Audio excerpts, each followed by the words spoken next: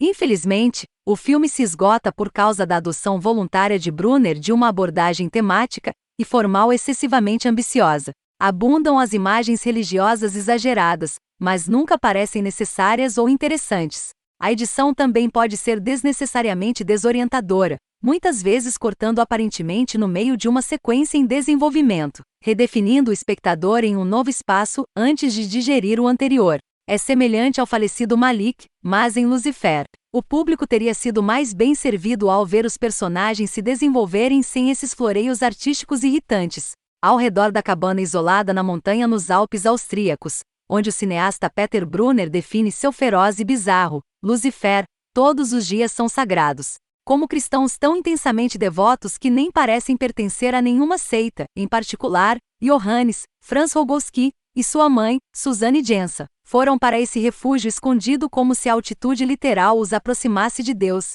Para ela, o ar rarefeito e a falta de distração fazem deste um lugar ideal para ficar sóbria. Suas rotinas de oração e as tarefas necessárias para subsistir em um clima tão proibitivo a mantém no caminho. Seu filho a segue nesse estilo de vida cético, ainda mais patologicamente dedicado ao isolamento de sua criação. A imprensa observa Kaspar Hauser, o talvez nobre do século XIX criado em cativeiro, um estudo de caso inicial de psicose anormal em linha com os padrões de comportamento atrofiados que Johannes desenvolveu. O filme de Brunner segue principalmente a dupla mãe e filho de Maria, Suzanne Jensen, e Johannes, Franz Rogowski. Dizer que eles vivem uma vida pouco ortodoxa seria um eufemismo grosseiro. Eles vivem sozinhos em uma montanha idílica em algum lugar da Europa Central, e quase exclusivamente se mantêm sozinhos. Bem, isso é diferente dos pássaros predadores que Johannes gostou. Os dois se envolvem em práticas religiosas bizarras envolvendo idolatria e outros rituais que parecem ser uma amálgama do cristianismo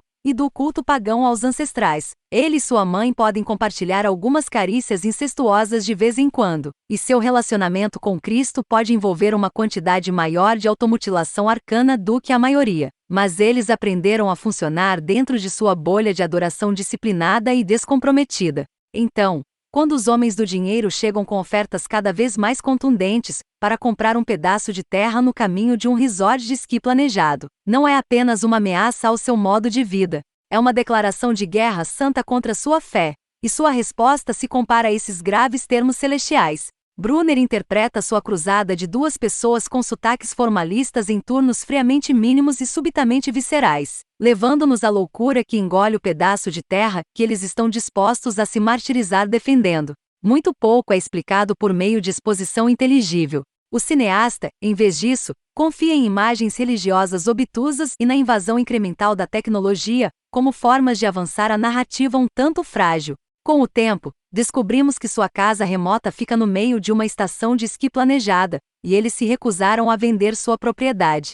Os desenvolvedores então recorrem a táticas pesadas para convencê-los a desocupar, incluindo o envio de esquadrões de drones de vigilância invasivos e sobrevoos de helicópteros agressivos. A vibração do dual metal de Brunner nem sempre é agradável aos olhos, e enquanto as imagens em Lucifer estremem-se com presságio desde os primeiros quadros, toda sujeira, chuva e corpos de aparência exausta, há uma clareza do diretor de fotografia Peter Finkenberg que o salva de ser muito mal-humorado, e Brunner permite que outras energias menos mal-humoradas entrem. Há momentos de verdadeira leveza, principalmente graças à performance de Rogowski, uma obra física e contorcida que deve tanto ao cinema mudo e Mr. Bean quanto a Joaquim Phoenix. As comparações entre os dois transcenderam há muito aqueles lábios fendidos característicos. É um papel que faz grande uso de uma série considerável de suas estranhas idiosincrasias, o magnetismo em comum, a armação de arame, o timbre infantil de sua voz.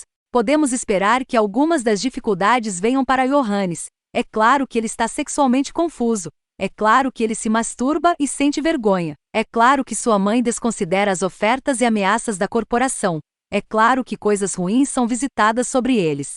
Deixando de lado as afetações satânicas, uma coisa leva a outra. Que este filme conquistou seus primeiros lugares no Festival Fantastic Fest, e Locarno reflete nitidamente sua divisão às vezes discordante entre sua extremidade de gênero e o estoicismo sereno com que geralmente é apresentado. No primeiro plano, as pontas de um crampon de escalada cravam-se na carne, como uma metonímia para os espinhos da coroa de Jesus. Uma metáfora visual reiterada mais tarde nas garras de um falcão no braço de seu chamador. Se todo derramamento de sangue e o mau juju convidam à classificação como horror direto, a atmosfera esparsa e austera coloca os métodos de Brunner em uma subcategoria rarefeita. Ele mostra muito pouco em sua montagem de tensão, uma tendência em última análise problemática pela forma como combina terror simples com respostas mais complexas. Coisas comuns, como pássaros ou tocos de árvores, assumem um ar sinistro, que paira sobre as frequentes tomadas do corpo nu da mãe de Johannes. Seu filho a vê com uma mistura conflitante de respeito, desejo. Com essa exceção marcada, Brunner coloca sua capacidade de investir qualquer coisa, e tudo com uma carga malévola para uso assustadoramente eficaz. Ele é ajudado nesta frente pelas nevascas Avan SYNTH de Tinker. Os drones servem como os emissários assustadores e inexpressivos dos desenvolvedores, voando ao redor da propriedade como aves de rapina. Eles mais se assemelham a urubus na cena final inquietante, que enviam um enxame deles em direção à quarta parede. E você pode ser o próximo. Insinuação fingindo mais uma vez em direção ao horror clássico. Mesmo assim, há um sentimento mais profundo de concessão nessa imagem de despedida, e não apenas do mercantilismo que atropela o esplendor da natureza. Johannes e sua mãe lutam com o zelo dos peregrinos, e assim sua rendição vem como uma admissão de derrota em um plano superior. Johannes pode expulsar o mal de sua mãe, mas eles não podem limpar a sociedade corrompida da qual fugiram em primeiro lugar, uma vez que vier para eles. Embora na linguagem elevada do artous europeu, Brunner reafirma o idioma fundamental do filme da meia-noite. Você pode correr, mas não pode se esconder.